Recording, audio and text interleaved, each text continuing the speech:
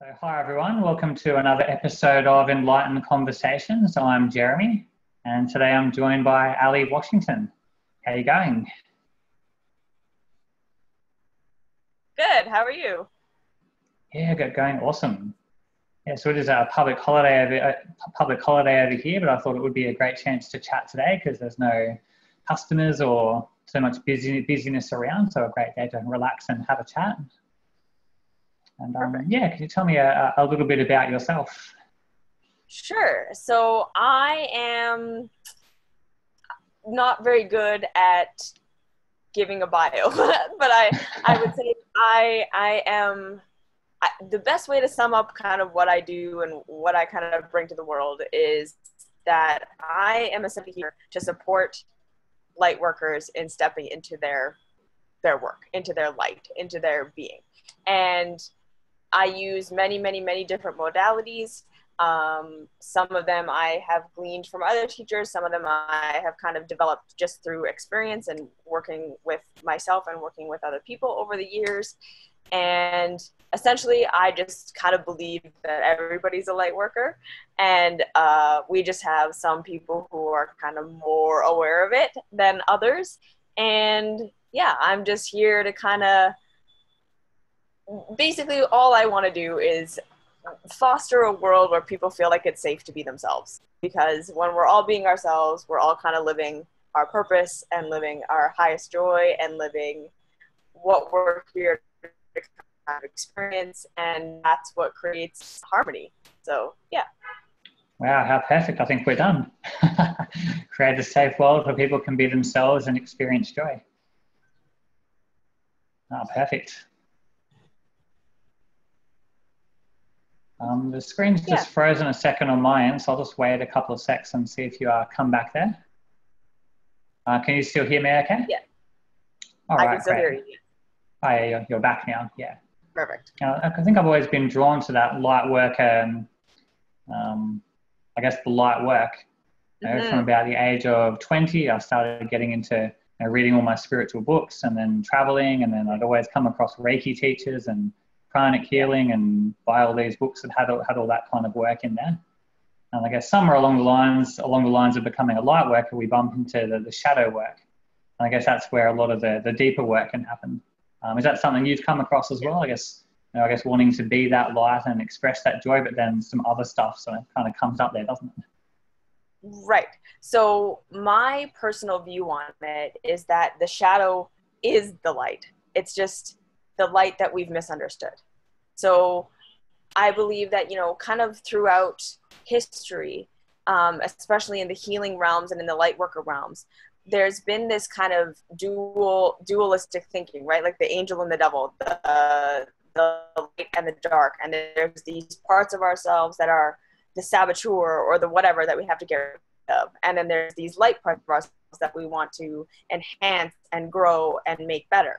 And essentially what I have come to is that I do not believe that there is really a shadow part of us. It is simply that we have aspects of ourselves that we have accepted and aspects of ourselves that we have rejected. And when we reject aspects of ourselves, they express as shadow, right? So we're not actually ever going to get rid of any aspect of ourselves, nor are we even really going to heal anything. All we're ever going to do is integrate ourselves to have a deeper understanding of what these other aspects of ourselves are here to represent. And then we are going to express them as the light that they've always been, right? So shadow work, in my opinion, is incredibly important because it's essentially soul recovery. It's self-discovery. And if you really take it from the perspective that I encourage people to take it from, which is that everything is God, right? So there's no aspect of you that isn't Start God. with that idea. Everything is Yes, God, and exactly. then work from there. Yeah. Exactly. And we just want to understand, right? So we don't want to get rid of alcoholism. We want to understand why you're doing that. What is the aspect of you that feels like that is the only way to express right now? What is being suppressed? What is being misunderstood? What part of you is not being spoken or, allowed to live? And as we kind of mine that, we're always going to find that like there is no bad part of you. There's no real aspect of you that is actually bad, right? It's just it's just misunderstood. And then at the same time, kind of just to follow on that, is that when we get kind of on this self-improvement path, right? I always talk about the difference between the self-love path and the self-improvement path, because the self-improvement path is essentially saying there's something wrong with me that needs to be fixed.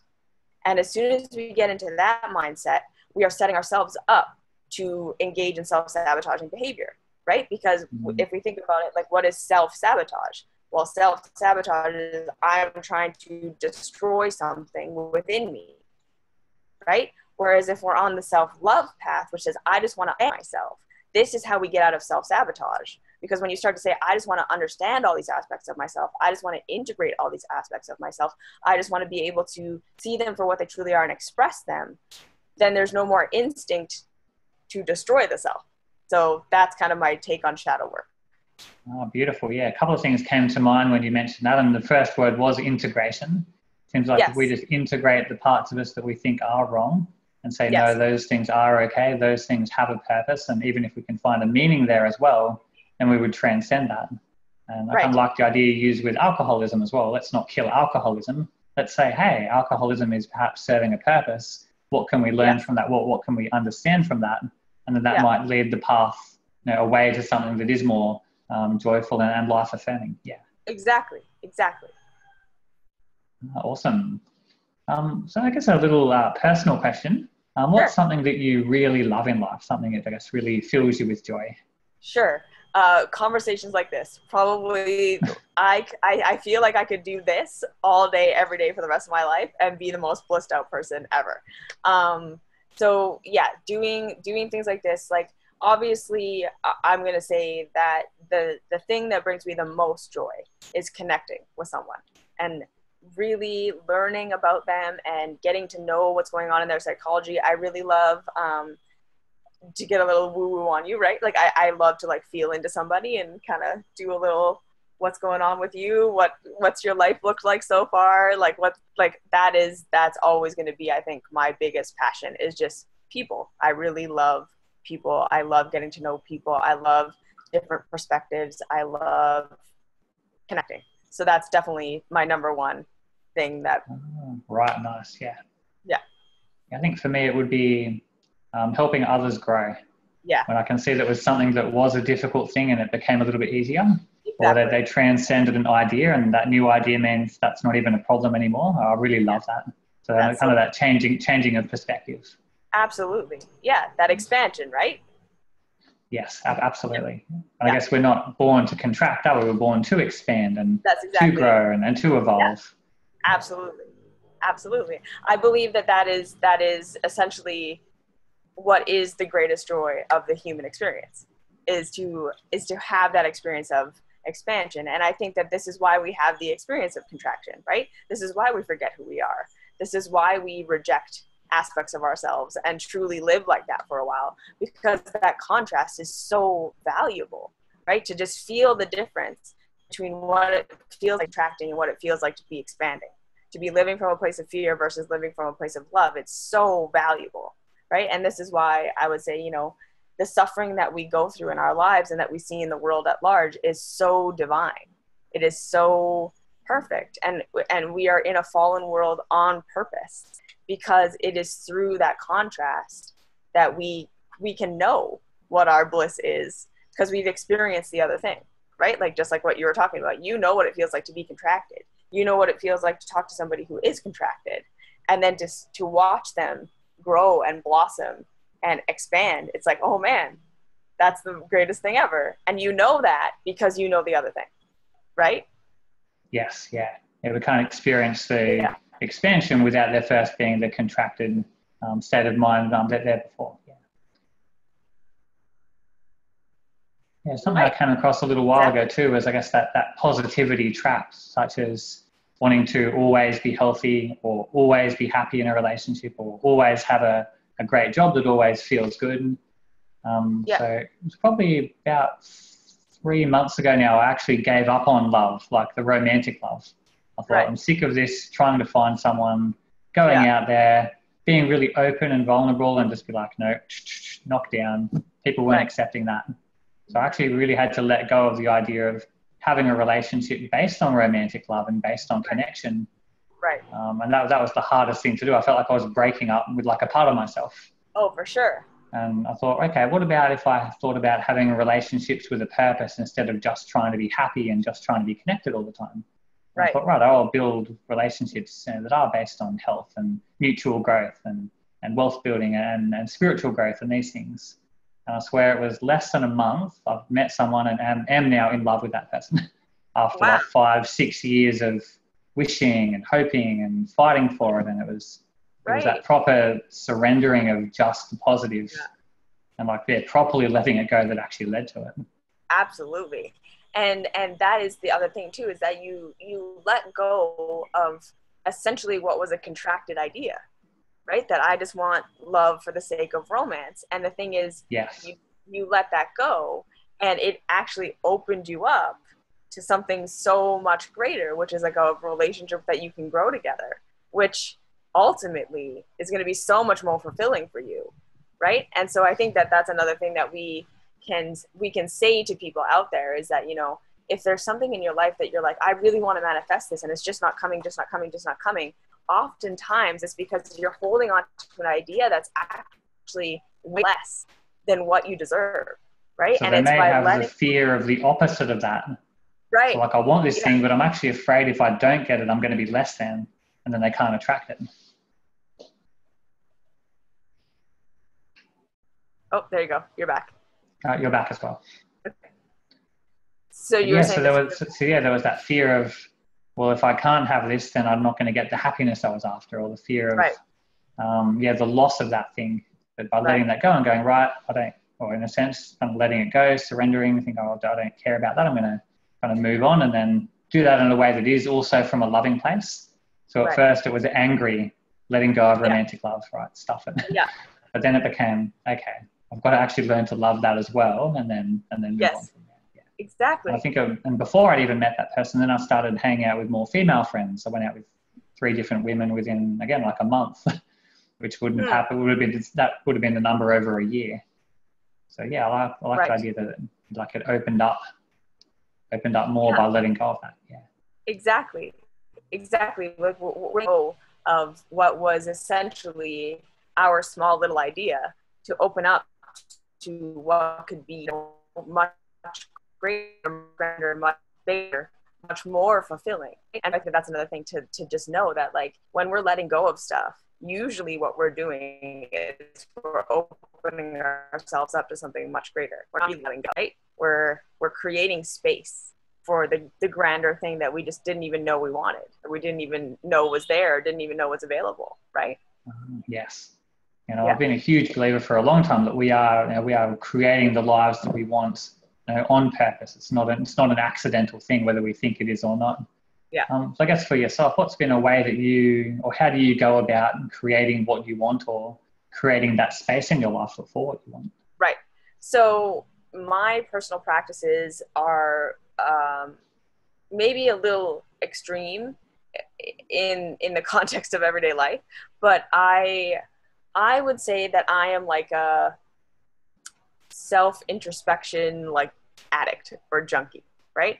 And so I have spent pretty much my entire life contemplating the meaning of things and the meaning of myself and personal growth and personal development and all of these kind of spirituality, what is really happening here. And so I've done a lot of I've spent a lot of time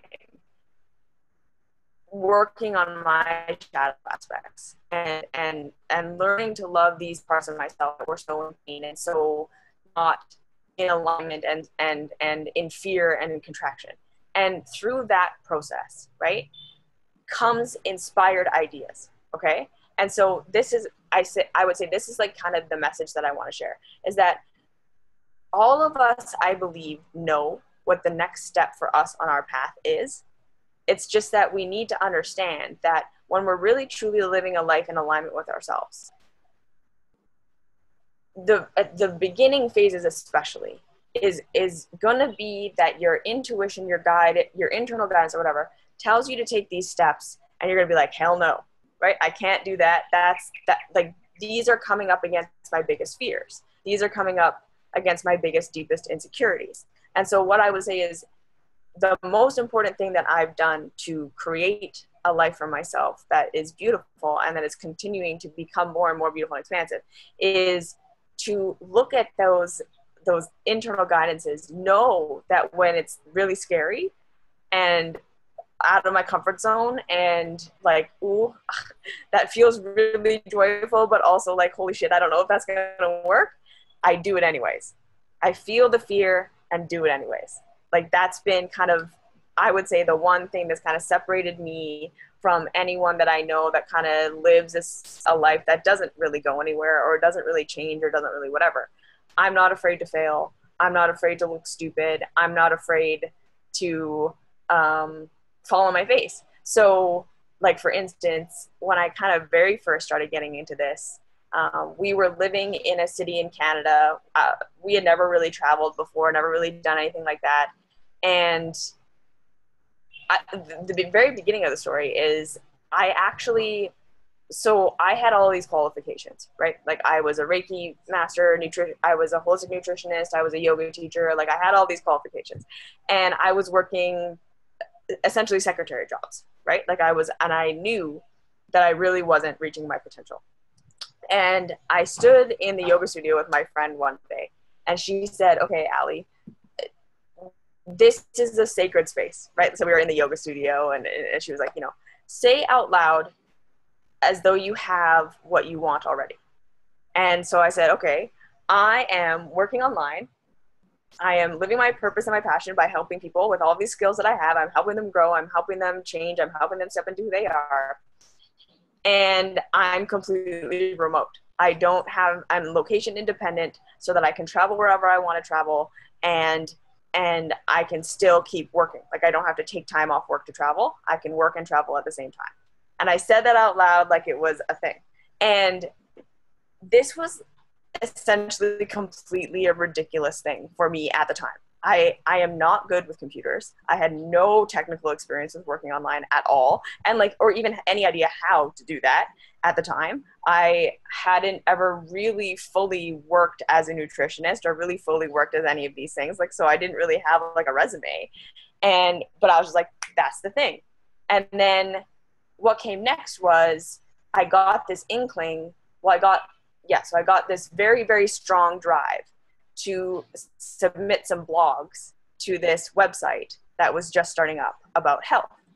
And I submitted some blogs. So that was the first step. And it's a little scary, right? Like I'm going to put myself out there as an expert, even though maybe I'm not totally qualified, but I felt like I knew what I was talking about. So I put myself out there and I sent some blogs. And that led to me helping this lady with her program that she was developing. I started helping her make meal plans. So it was all remote. I was still working my job, but I was working with her online. And then it turned into me taking over some of her customer service. And then it turned into community support. And then it turned into my job. And then all of a sudden, literally 8 months later, we were moving to Thailand. And so it was really just about taking those little steps that were totally scary, but knowing that it's if you have any inclination of what feels exciting, to do it even though it's scary. Exciting and scary together. Yeah. Exactly. And knowing that when you're really on the right path, it's going to be scary. And it's going to bring up your deepest insecurities. And it's going to bring up all of these shadowed aspects of yourself, because it's these shadowed aspects that you need to kind of integrate that enable you to do the thing that you're here to do. Because it's all these shadowed aspects that are holding on to all that basically have all these skills and all these talents and all these powers you're not expressing. Right? So it's we need to get into the shadow. And I feel like that's how life gets us to do it, by dangling something super exciting in front of our face and being if you face your fear, you're going to get this. Right? I think that's the carrot. Yeah. Exactly. So that's so that would be basically what I would say, is that I have taken just all the risks. I've sold everything that I own and moved to Thailand, and then we moved to Montreal, and then we moved to the United States, and then we moved to Mexico, and then we moved to Peru. You know, like we've been doing all of this stuff, and never really knowing if it was going to work or not. Like it was always a chance that it was going to fall flat. Even starting my YouTube channel or starting my blog, right? It's just, you're putting yourself out there and you don't really know if it's going to work. You don't really know, but you have to do it anyways. So that's kind of what I would say. Oh, that's a huge one, isn't it? Yeah, we can't know all the steps, and sometimes we overthink something to death rather than going, okay, I've got enough and I will figure out the rest on the way.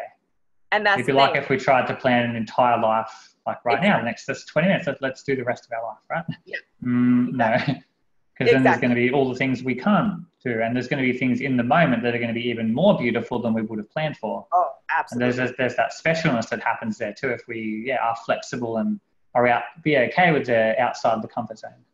Yes, exactly. And I think the other point that I would make here is, so my dream was to be fully remote, right? My partner to be fully remote, us to be able to travel and live wherever we want while keeping our jobs. It took us like 5 years to go from that yoga studio to being totally, completely independent that way. It took like 5 years. And the thing is, if I had known what the journey was going to look like to get from that yoga studio to where we are now, I would never have done it. I would have been like, no way, that's too crazy. Oh, like, really? Wow. Yes. Too many things, too many crazy moments, too many things I did, right? Like, if I had known what the whole journey was going to be, I think I would have said no, because it would have been too overwhelming.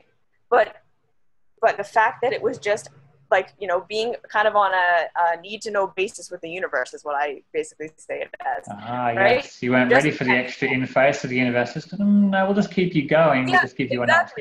Yeah, exactly. We'll give you just enough, just the next step, because that's doable. It's scary, but it's doable, right? But the whole picture, I would have been like, no way, I can't do it. Like, I'm not that person, right? And the thing was, at the beginning, I wasn't that person who could do the things that I could do 4 years later. So that's why I say to people, like, of course you're not going to know the whole path, because if you did, you probably wouldn't do it. I kind of have a little bit of an opposite view in that I think if I was to live a bit of a smaller life and play it safe, it's as hard or even harder than actually playing a big life. Oh, for sure. Because I am living, I guess, in alignment with me, and and by doing that, you end up having the tools to overcome fears, and more people tend to join us on the journey as well. Like, there's no way we do this thing on our own. So I guess that would be something I'd like to share with the people listening at the moment as well, is that when you do put yourself out there, that's when you get the support. You don't get it before you take the steps. You take those first 2-3 steps, and then people come in and offer that support. That's absolutely true. But they won't come in at the start if you're just dabbling, one toe in the water. They're not going to teach you to swim if you've got one toe in the water. So really, put yourself out there, commit, and then the support comes. That's something I've noticed too. Yeah, absolutely. Absolutely. It's funny that you use that analogy, because one of the stories that my mom always tells about our childhood, me and my sister, is that when we would go to like the beach or the pool, she said that Sam would always like dip her toe in, dip her hand in, just like test the waters or whatever, and I would just charge in, like just run into the water. Doesn't matter. I'm like in there, and I feel like that's kind of how I live life. It's just like, if I'm going to do something, I'm going to do it 100%. And I think that is part of what has kind of led to me having such a magical life, is that I just commit, right? Like, if I'm going to fall on my face, I'm going to do it 100%. If I'm going to do anything, it's going to be 100%. And that has led to a lot of my success, I think, is just committing. Oh, beautiful. Yeah. I take that from a little bit of a mathematical perspective. I go, everything I've done in life, half of it's worked and about half of it hasn't. So I might as well just keep going for the great stuff. Yeah, exactly. I'd love to chat a little bit more, I guess, about love and how it does and needs to include everything to be a whole thing. like the including of, say, negative thoughts or supposedly negative thoughts and supposedly negative people and things we might judge or think that are wrong about us. Yeah. And I guess maybe seeing those things as messages. If we do get a person that comes into our life, for example, who seems to be challenging us in some way, I guess, do you feel there are ways that people can turn that around? Like, what do we do with a challenger or someone who comes in and delivers that conflict for us? Right. Okay. So my number one key, or my number one kind of practice that I like to give people, is to make your mantra, how is this blessing me? Yes. How is this blessing me? How is this blessing me? How is this blessing me? And I would say that like this was kind of my first huge turning point in my life, because we need to understand that when we believe that good things and bad things can happen, that there are like good and bad things, good and bad people, what we are doing is we are putting ourselves into a victim mentality. That is what's happening. We are contracting ourselves. We are making it so that we cannot understand our experience. Because when we are in a victim state, when we are in a contracted state, when we are in a fear state, when we are in a judgment state, which are all the same thing, right? We can't understand what's happening. We can't take in more information. So to judge is to limit and is to create fear. Yeah, because we're examining and not being with it. Yes. So, and if we look at what is love, my definition of love is the acceptance of information. So when we talk about raising your frequency, right? We understand that frequency is simply the rate of speed at which the makeup of you is moving, right? So frequency, right? We know low frequency equals low rate of speed. High frequency, high vibration equals a higher rate of speed, right? More movement, more action. And when we look at this idea of essentially like what we said at the beginning of this interview is, what is it that makes humans feel the most joyful? And it is expansion, right? It's growing. And so what does that mean on a set of biological, even quantum physics level? It means there's more information being added, right? There's more frequency, more energy that creates the capacity for more structure, more order, and more complexity, right? So we are raising our energy levels. We are raising the amount of information that we are receiving from our universe. And accepting, and accepting, right? Because this is the thing. That is what free will is. Free will is the choice to accept what is and to learn and grow and expand from it, or to reject it and stay contracted. That is basically what our free will is, right? The choices that we make are always a reflection of one of these two things. And what it is we have control over is, are we going to expand and allow ourselves to be in a state of joy? Because ultimately what joy is not it's not the circumstances. It's not even necessarily that you're following your right path or doing a specific thing. It's if you are allowing yourself to expand inside of your experiences, you will feel joy. And if you are contracting inside of your experiences, you will not feel joy. And so if we understand that love is simply a state of saying, I am going to expand inside of this rather than contract. And that's what's going to make me feel good. We start to understand that it's not about getting rid of the negative person. That's because the negative person isn't what is making me feel bad. It's the idea that this negative person is inspiring me to contract, right? So someone can start right now. They can say, how is this person giving me a blessing right now? Exactly. No matter how difficult that might be.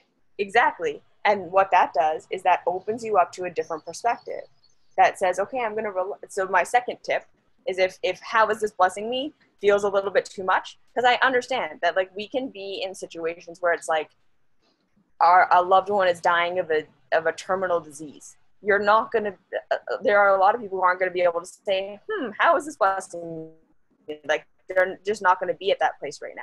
And I think if that kind of idea is a little too much right now, the most beginner basic thing that I would say is, in every moment that you can, relax your body and relax your breath. If you can just relax physically, right? You are sending a message to all of your nervous system and all of the wiring in your biology that says we're safe. And when we feel like we're safe, right, that's when we grow, right? But when we feel like we're under attack, and we feel, like I say, like when we're in that victim mentality, like life is attacking me, something bad is happening to me, we're contracted and we want to defend ourselves, right? And then that's when we can't grow. That's when we can't evolve. That's when we can't take in the information that the circumstance is trying to give us, right? So if you can just get into the practice of relaxing your breath and relaxing your body, you start to send a message to your system that you're not under attack, right? And you essentially reverse engineer the stress response. And that's how you can start to be in your life and start to see it a little bit differently. And then you might move into, how is this blessing me, being a little bit easier. Oh, perfect. Yeah. I've got something that I use with myself. I think I've used it for the last 7 years or so, and also use it with clients now as well, which is like breath, good quality water, good quality food, body movement, being still, like just as those main 5 things. I've never met anyone who needed anything more than those. Yeah. Exactly. But then also adding in the way we use our self-talk and like finding meaning in things, finding that gratitude or that blessing. And then, doing what we love every day, pushing that comfort zone, going, I'd love to do that. A bit scared. No, probably just do it anyway. Yeah. But exactly. finding that, or rather, I guess doing the work to get there. Yeah, exactly. And understanding that it's really not even the thing that's going to make you happy or not. It's the fact that you expanded, right? That's why we say the destination is not the thing. It's the journey itself that is actually giving you everything that you want. It's the journey towards what you want, which you are expanding. And that's where all the gold is, right? When you get to the end, you've expanded. And then your reality is matching that frequency that you carry now. But the magic of it happened all the way through, right? When you were expanding, that was the point, right? Reminds me of what my meditation teacher used to say. And it's not about achieving enlightenment right now, but it's what happens along the way. It's arriving at meditation, while you're there, after meditation. Sometimes it would be an amazing experience, but it was that daily practice, just doing the journey. Yes, exactly. And then starting to get to the point where you see that all of it is an amazing experience. That's a pretty cool place to be. Right, when you can go, wow, that's a blessing, that's a blessing, that's a blessing. Yeah. Just like I think that when we really start to take this practice seriously, you get to a place where you're just like, I'm sitting and breathing, and that's like pretty amazing, right? Like, what a phenomenal thing to be experiencing, and rare, and precious, and I'm the only one that's ever going to experience this moment this way. Like, no matter how mundane or how spectacular it is, the bottom line is you are the only one who's ever going to experience this moment this way forever and ever, and ever and ever and ever. And like, how much more do you need than that? You know what I mean? That every moment can be essentially a magical moment when we are awake to the fact that it is. Right? Wow, I'd love for that last minute you just gave to be like the video that's out there for this is what's possible as like a freedom mindset and a joy mindset. So it's beautiful to watch, to hear you say that. Yeah. Because it is true. And that's why I say, like, this path and find your purpose and all this, that's all wonderful and beautiful, and absolutely do that. And 100% that is important. But I'm just going to say that I think what you'll discover along the way is that it's not even doing the thing. It's not really even fulfilling the purpose. It's when you get to a place where you're expanded enough that you see this life for what it is. Like, that's really what you're doing here, right? and the purpose and the things you love and the bliss and the doing the stuff, that again, these are the carrots that keep us going, right? For that thing of like, wow, I'm in life and life is happening, I'm experiencing it, and I'm the only one ever that's gonna be this, right? So yeah. It did drop out for a couple of seconds, but I think I got most of what you said there. Yeah. I think it was back in about, probably about 10 years ago. I was reading a little book on the subconscious mind, and I came across the idea that all of my beliefs were made up, and many of them were limiting. And I thought, hang on a minute. So if a lot of my beliefs in 5 years' time, I'm not even going to have them anymore, and I was holding on to that, or almost all the beliefs I've got are going to be outdated in 5 years' time. What was I doing with all these beliefs? And I thought, okay, well, I'm not going to worry about whether they're true or not. That didn't seem really relevant at the time. I worried about, are these beliefs empowering me or not empowering me, or allowing me to expand or to not expand, and using that as the measure for what beliefs I would actually pay attention to in my own mind. And it was almost like I stripped back all of what was going on around the age 22, 23, and just thought, I'm just going to let all that go and rebuild from the start. I am limitless. I can do whatever I want. The people in the world are all beautiful and help me to fulfill what's important to me. And this world is about love, and decided around that time that serving love was the highest thing I could think. So that would be the highest thought I could think. Serving others and serving love is the highest action I can think. So that's the actions I do each day. And I guess going to that highest place rather than the lowest place. We've also got a couple of beliefs that maybe aren't so great on the lower end, but we've got a lot of high ones too, and think, well, which one are we going to believe? What we believe is true, maybe falsely, or believing which one is going to help us expand and to live that beautiful life. Right, exactly. I know you do a few posts and your teachings are around beliefs there as well. What's been your experience with, I guess, yourself or others noticing how those beliefs shape people's lives? Right. So this is where I think we get into law of attraction stuff, right?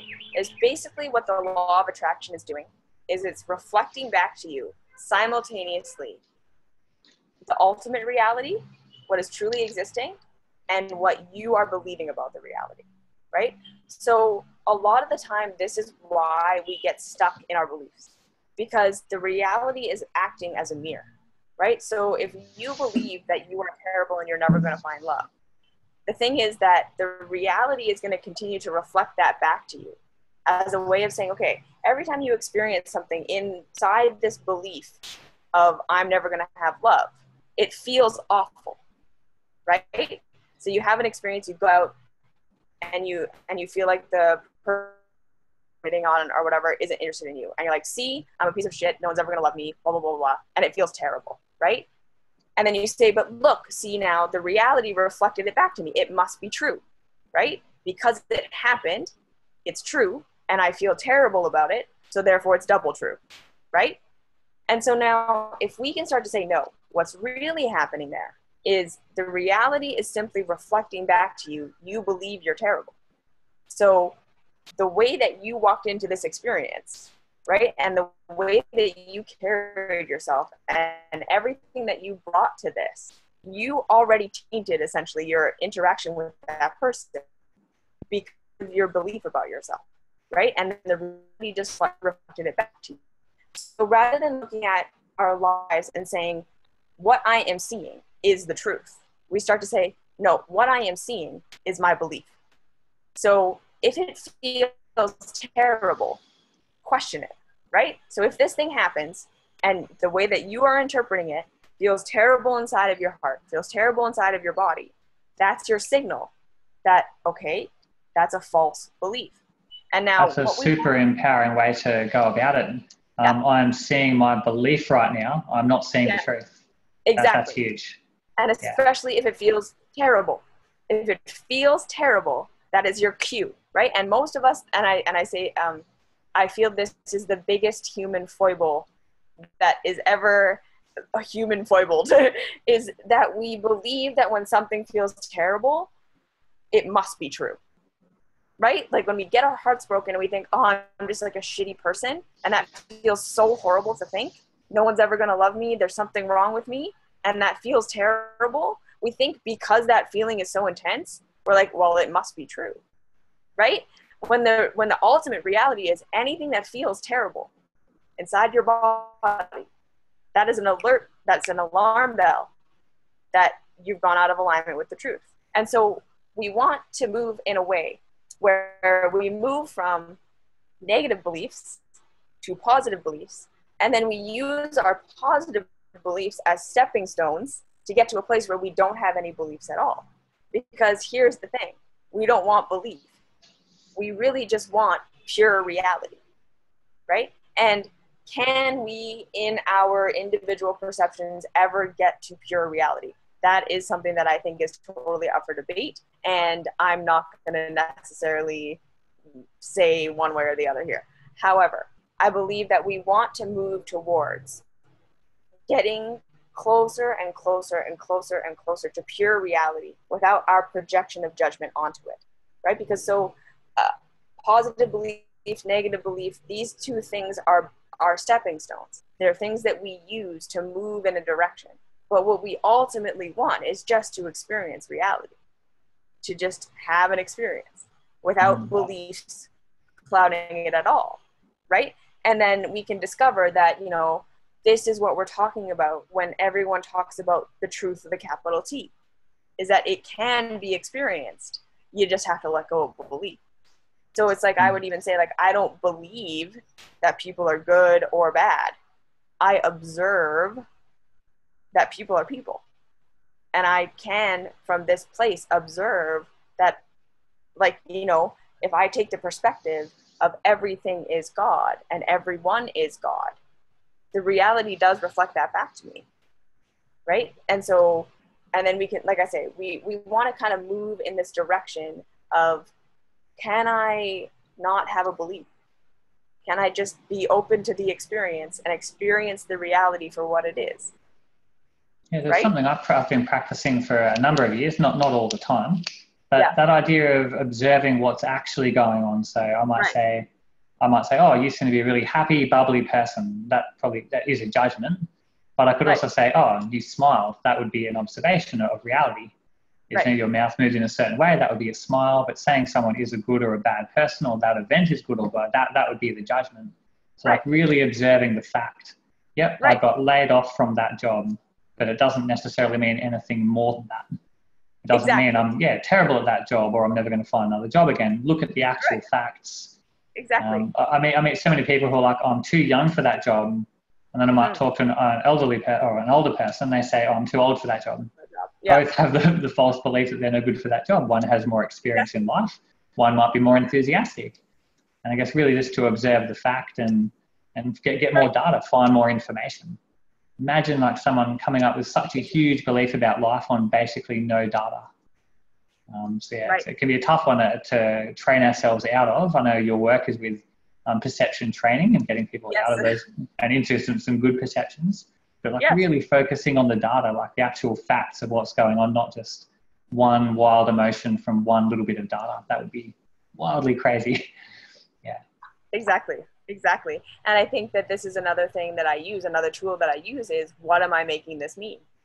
Because I think a lot of people don't even realize that we have individual perspectives that make things mean things that other people don't make them mean. Like that was one of my biggest kind of epiphany moments, was having an experience alongside my partner.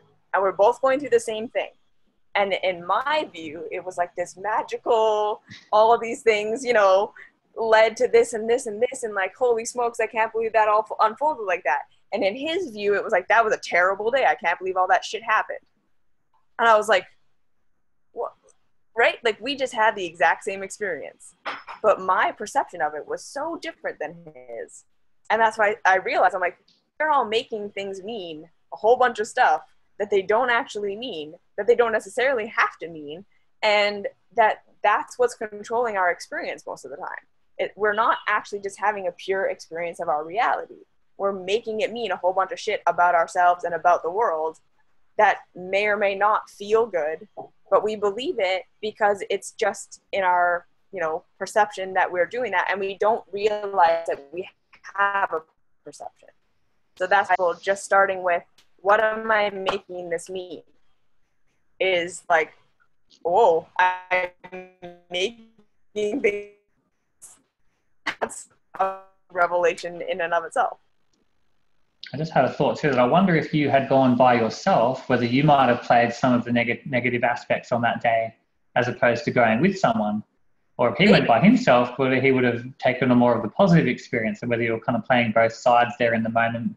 You come together later in a relationship and form, I guess, an enlightened perspective around what actually happened.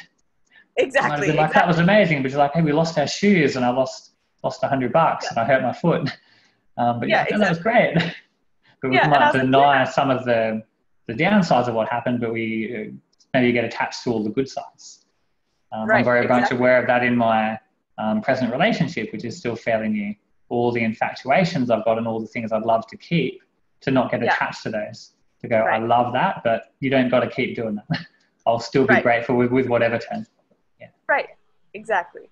I had that experience out with friends as well. I might suddenly get into a bit of a bad mood, or there might be something that didn't go quite to plan, and just go, right, what's great about this?